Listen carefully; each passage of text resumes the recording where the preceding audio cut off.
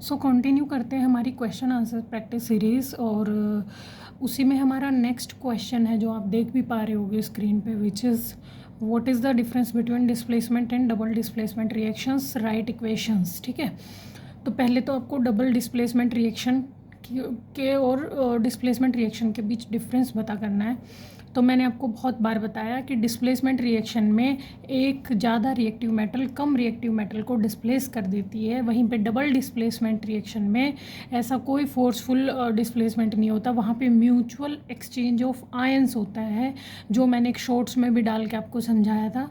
तो this is how both the reactions takes place. और इनके लिए इक्वेशन लिखना है तो आप दिखा दोगे। डिस्प्लेसमेंट रिएक्शन में कोई भी ए बी प्रोडक्ट है और सी उसके साथ रिएक्ट करके ए सी प्रोडक्ट बना लेता है और बी को बाहर कर देता है, इसका मतलब सी ने बी को डिस्प्लेस कर दिया। वहीं पे डबल डिस्प्लेसमेंट में A B plus C D है, दो रिएक्टेंट हैं और दोनों ने देखो म्यूचुअल एक्सचेंज कर लिया, सी चला गया ए के पास और डी आ गया बी के पास। ठीक है, तो ये है डबल डिस्प्लेसमेंट और डिस्प्लेसमेंट रिएक्शंस। और एग्जांपल आपको कई बार मैंने बताया, जैसे जिंक और कॉपर सल्फेट है तो कॉपर सल्फेट कॉपर को डिस्प्लेस कर देगा जिंक, क्योंकि जिंक ज़्यादा रिएक्टिव होता है और क्या बना लेगा, जिंक सल्फेट, और कॉपर बाहर आ जाएगा। तो ऐसे होता है डिस्प्लेसमेंट।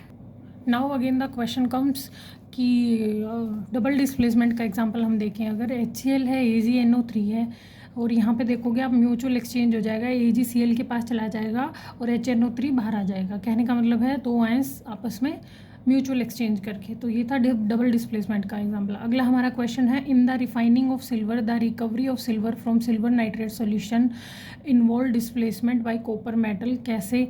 वही अगेन AgNO3 है हमारा सिल्वर नाइट्रेट, इसने बोला है यहाँ पे। इसमें से हम क्या निकाल रहे हैं, हम हमारी सिल्वर निकाल रहे हैं, तो हम ऑब्वियसली सिल्वर से जो ज़्यादा रिएक्टिव मेटल है उसको लेंगे। किसको लेंगे? हम कॉपर को लेंगे और कॉपर नाइट्रेट बन जाएगा और हमारा सिल्वर हमें बाहर मिल जाएगा। तो ये भी डिस्प्लेसमेंट रिएक्शन का एग्जांपल है। फिर आता है हमारा what do you mean by precipitation reaction.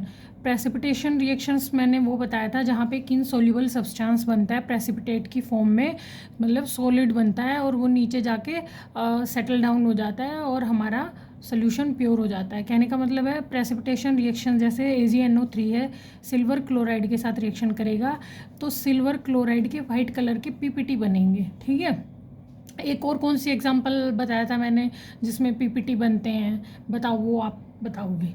ठीक है, explain the following in terms of gain और लॉस ऑफ ऑक्सीजन। ये अगेन हमारी ऑक्सीडेशन रिडक्शन का एग्जांपल है। ऑक्सीडेशन आपको अच्छे से पता है, एडिशन ऑफ ऑक्सीजन या फिर हम रिमूवल ऑफ हाइड्रोजन भी बोल सकते हैं। तो उसका एग्जांपल है कॉपर में हम ऑक्सीजन ऐड कर दिया, कॉपर ऑक्साइड बन गया। एल्यूमिनियम में ऑक्सीजन ऐड कर दिया, एल्यूमिनियम ऑक्साइड बन गया। तो ये यहाँ पे क्योंकि एडिशन ऑफ ऑक्सीजन हो रहा है तो ये कौन सी रिएक्शन हुई? Oxidation reaction. ठीक है, रिडक्शन में हमें पता है एडिशन ऑफ हाइड्रोजन होता है, उसका उल्टा, या फिर रिमूवल ऑफ ऑक्सीजन होगा। जैसे कॉपर ऑक्साइड में हम हाइड्रोजन डालेंगे तो ऑक्सीजन बाहर आ रहा है और हाइड्रोजन ऐड हो रहा है, कहने का मतलब रिडक्शन हो रही है। और वहीं पे ये देखो हाइड्रोजन सल्फाइड और क्लोरीन HCl बना रहा है, तो again this is example of reduction reaction. ठीक है, कई बार आपके क्वेश्चन ऐसे भी पूछ लेता जैसे कि अ shiny brown coloured element X on heating in air becomes black in colour, name the element X और and the black compound formed. जो भी कहने का ये कह रहा है कि एक कंपाउंड है ब्राउन कलर का शाइनी X कंपाउंड, जब उसको हम एयर में हीट करते हैं तो ब्लैक कलर का हो जाता है। बताओ कौन सा एलिमेंट है वो और कौन सा कंपाउंड बना है? तो ऑब्वियसली हमारा कॉपर जो होता है वो ब्राउन कलर का होता है, शाइनी होता है। जब उस पर कॉपर ऑक्साइड की लेयर बन जाती है, वो हीट कर देते हैं हम उसको, तो ब्लैक पड़ने लगता है, तो वो क्या बना लेता है, इसका मतलब कॉपर ऑक्साइड की लेयर बना लेता है। ठीक है, पहले वो अकेला कॉपर था, वो कॉपर ऑक्साइड बन गया है, तो ये कंपाउंड बना है इसमें। ठीक है, again the question is why do we apply paint on iron articles. आपको अच्छे से पता है ताकि हम ऑक्सीडेशन, इसका मतलब रस्टिंग या फिर कोरोजन रोक सकें, किसका? आयरन का। ठीक है, तो हम उस पर पेंट या हम क्या कर देते हैं, ग्रीसिंग वगैरह करते हैं ताकि वो मॉइस्चर और ऑक्सीजन के कांटेक्ट में ना पाए। फिर आता है हमारा एक और अच्छा सा क्वेश्चन है, oil and fat containing food items are flushed with nitrogen. ये मैंने अगेन बताया था, because nitrogen is a very inert gas और वो ऑक्सीजन को रिएक्ट नहीं करने देती हमारे हमारे जो भी ऑयल या फैट कंटेनिंग फूड होते हैं उनसे, अदरवाइज़ तो ऑक्सीजन उसको ख़राब कर देगी, ऑक्सीडेशन करवा देगी। तो इसलिए हम नाइट्रोजन का यूज़ करते हैं चिप्स के पैकेट्स वगैरह में, ताकि वो एक ऑक्सीजन को उसके पास ना आने दे, ठीक है।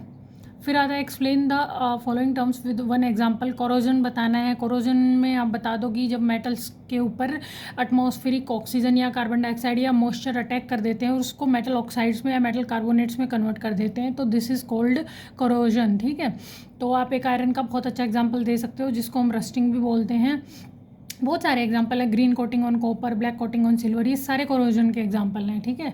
वहीं पर रेंसिडिटी क्या है, जब हमारे खाने में जिसमें ऑयल और फैट होता है उसके ऊपर हम उसको ओपन छोड़ दें तो उसके में एक स्मेल हो जाती है। क्यों? क्योंकि एटमॉस्फेरिक ऑक्सीजन उसके साथ रिएक्शन कर लेती है, जिसकी वजह से हमारा खाना ख़राब होने लगता है। उसी की वजह से हमने पीछे क्वेश्चन किया, हम उसमें नाइट्रोजन गैस फिल करते हैं, ठीक है।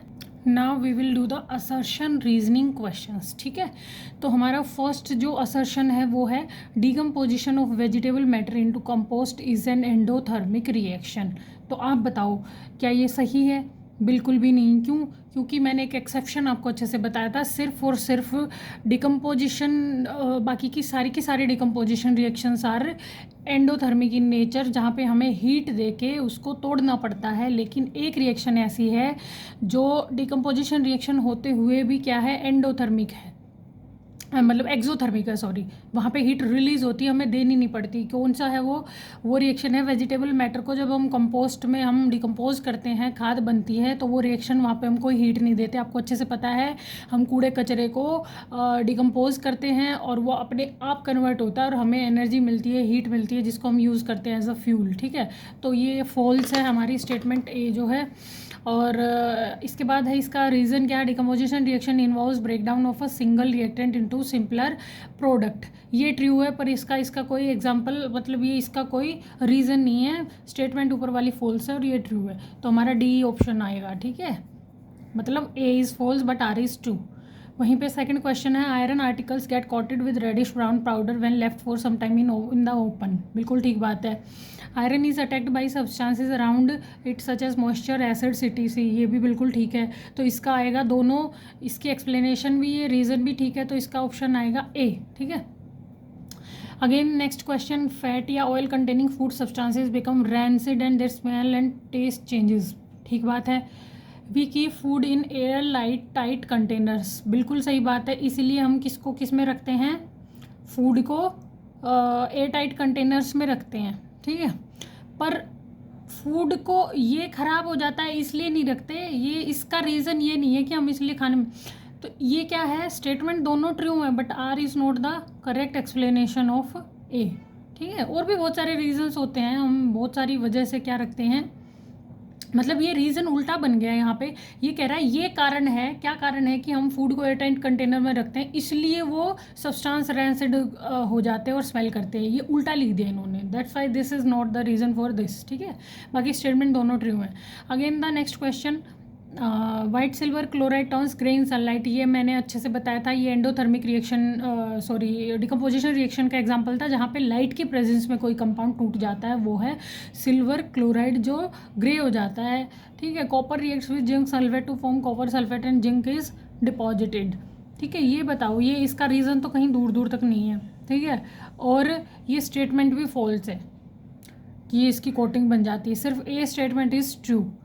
Again the next question, precipitation reactions produce soluble salt, बिल्कुल नहीं, सोल्यूबल होते तो हमें पता ही नहीं चलता, घुल ही जाते, इनसोल्यूबल सॉल्ट्स बनाती हैं, तो दिस स्टेटमेंट इज फॉल्स। फिर इसका रीज़न है in the reaction lead oxide plus carbon, क्या बनता है, lead plus carbon dioxide, carbon is getting oxidised, तो ये ठीक है, ठीक है। ऑब्वियसली कार्बन डाइऑक्साइड बन रहा है तो इसका मतलब कार्बन को क्या मिल गया, CO, कार्बन को ऑक्सीजन मिल गई, तो एडिशन ऑफ ऑक्सीजन मतलब oxidation. Again the next question, a complete chemical equation represents the reactant and product and their physical state symbolically, बिल्कुल ठीक बात है, सिम्बॉलिकली दिखाती है केमिकल इक्वेशन। तो in a combination reactions two or more substances combine to form a new single substance, statement ये भी सही है बट ये इसकी कोई करेक्ट एक्सप्लेनेशन नहीं है, स्टेटमेंट दोनों ट्रू है, तो ऑप्शन इसका बी करेक्ट आएगा, ठीक है। आगे है next question, slaking of lime is an exothermic and combination reaction. Slaking of lime का मतलब होता है स्लेक्ड लाइम का बनना, तो मतलब उसमें हम वाटर ऐड करते हैं तो बहुत सारी हीट रिलीज़ करता है, तो ऑब्वियसली वो एक्सोथर्मिक रिएक्शन है और कॉम्बिनेशन भी है, क्योंकि हमारा कैल्शियम जो ऑक्साइड होता है वो वाटर के साथ रिएक्शन करता है, तो दो कंपाउंड मिल रहे हैं तो कॉम्बिनेशन रिएक्शन है और हीट रिलीज़ हो रही है, तो वो क्या है फिर, एक्सोथर्मिक रिएक्शन है। फिर आता है quick lime reacts with water to produce slaked lime, बिल्कुल ठीक बात है। क्विक लाइम हमारा ये है CaO, इसमें वाटर ऐड करते हैं तो COH बनता है, COH होता है हमारा स्लेक्ट लाइम, ठीक है। और ये इसका रीज़न भी बिल्कुल ठीक बात है, ठीक है। On passing steam over hot iron oxygen gas is produced, कैसे सॉरी ऑन पासिंग स्टीम और hot iron oxygen gas is produced, बिल्कुल नहीं। स्टीम को आप आयरन के ऊपर से क्रॉस करवा दोगे, ऑक्सीजन गैस कैसे बन जाएगी, रस्टिंग और हो जाती है बल्कि उसकी। A molecule of zinc sulphate contains 4 atoms of oxygen, ZnSO4 होता है भाई, फॉर्मूला मैं लिख देती हूँ यहाँ पे। तो 4 ऑक्सीजन मॉलिक्यूल्स हैं, तो स्टेटमेंट क्या आएगी, ये तो ट्रू है बट ये फॉल्स है, ठीक है। असर्शन है, अगला क्वेश्चन है, an equation is not complete if the physical states of reactant and product is not given, बिल्कुल। An equation is not complete if the physical state of reactant and product is not given, ठीक है। तो ये true है, जब तक आप उसकी स्टेट ही नहीं बता रहे, फिजिकल स्टेट की गैस है, सॉलिड है, क्या है, तो वो कंप्लीट नहीं मानी जाएगी, ठीक है। रीज़न है CO2 and H2O react in the presence of haemoglobin to produce glucose, बताओ आप ये क्या आएगा, ये गलत है। CO2 and H2O react in the presence of haemoglobin to produce glucose, glucose तो ऐसे थोड़ी बनता है, हीमोग्लोबिन की प्रेजेंस में थोड़ी बनाते हैं प्लांट्स, किसकी, क्लोरोफिल की प्रेजेंस में, क्लोरोफिल पिगमेंट होता है प्लांट्स में, ठीक है, तो क्लोरोफिल की प्रेजेंस में बनाते हैं CO2 H2O रिएक्ट करके ग्लूकोज। अगला क्वेश्चन है, glucose combines with oxygen in the cells of our body and provides energy, बिल्कुल। जो हमने खाना डाइजेशन करने के बाद ग्लूकोज निकला, वो हम जो रेस्पिरेशन के थ्रू ऑक्सीजन लेके जा रहे हैं उससे रिएक्ट करके हमारी बॉडी में सेल के अंदर जाके, माइटोकॉन्ड्रिया के अंदर जाके एनर्जी जनरेट करता है, ठीक है। फिर आता है क्या है, reaction in which heat is release along with the formation of products are called exothermic reaction, बिल्कुल ठीक है। स्टेटमेंट दोनों ट्रू है, लेकिन इसका कोई लेना देना ही नहीं है, तो ये इसका करेक्ट रीजन नहीं है, बाकी स्टेटमेंट दोनों ट्रू है। नेक्स्ट क्वेश्चन है, following is a balanced chemical equation for the action of steam on iron, ठीक है। स्टीम मतलब भाप की फॉर्म में जब वाटर अटैक करेगा आयरन के ऊपर तो Fe3O4 बनेगा और H2O। ये हम ऐसा क्यों बोल रहे हैं, क्योंकि आयरन हमारी कोल्ड वाटर के साथ रिएक्शन नहीं करती, हॉट वाटर के भी साथ रिएक्शन नहीं करती। आयरन हमारी ऐसी मेटल है जो स्टीम के साथ रिएक्शन करती है। अगेन आप सोचोगे कि स्टीम और उसमें गर्म पानी में क्या फ़र्क है, तो मैं आपको बता दूँ बच्चे, ये हमारा 9th क्लास का टॉपिक है, लेटेंट हीट ऑफ फ्यूज़न होता है एक, जो स्टीम होती है उसकी लेटेंट हीट ज़्यादा होती है कहीं ना कहीं हॉट वाटर से, ऑल्दो टेम्परेचर 100 डिग्री सेल्सियस ही होता है दोनों का अगर मेजर करें, लेकिन उसमें एक्स्ट्रा एनर्जी होती है स्टीम में, तो that's why iron, cold water तो भूल जाओ, हॉट वाटर भी नहीं, सिर्फ स्टीम के साथ रिएक्शन करता है और ये फेरस ऑक्साइड बना देता है, ठीक है। फिर आता है the law of conservation of mass holds good for a chemical equation, इसका मतलब क्या हुआ, ये बिल्कुल ठीक बात है, बैलेंस्ड केमिकल इक्वेशन है तो हमारी law of conservation of mass follow हो रहा है यहाँ पे, तो that's why this is the correct explanation for this is enough for today. और इसके बाद हम करेंगे MCQs, वो करेंगे हम कल। टिल देन बाय, और प्रैक्टिस करते रहो और पढ़ते रहो, बाय।